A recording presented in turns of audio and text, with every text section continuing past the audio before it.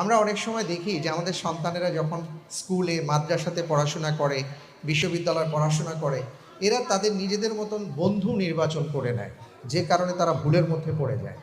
আমরা কেন আমাদের সন্তানদের জন্য আসল বন্ধু হতে পারি না? আমার সন্তান একটা ভুল করতেই পারে, একটা সিদ্ধান্ত নিতেই পারে, কিন্তু সে কেন আমাকে প্রথমে জানাতে পারে না? কেন তার মাকে বলতে পারে না যে মা আমি এই কাজটা করতে যাচ্ছি বা করতে চাই বা করে ফেলেছি? অথবা বাবাকে কেন সে বলতে পারে না? এই বিশ্বাস আমাদের অর্জন করতে হবে।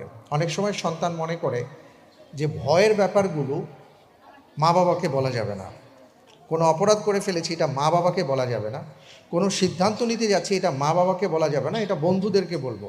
তো স্বাভাবিকভাবেই সে তার বন্ধু, তার যে বয়স, সেই বয়সের বন্ধুকে যখন সে জানায়, ওই বন্ধু তাকে কোনো না কোনো সমাধান দেয়।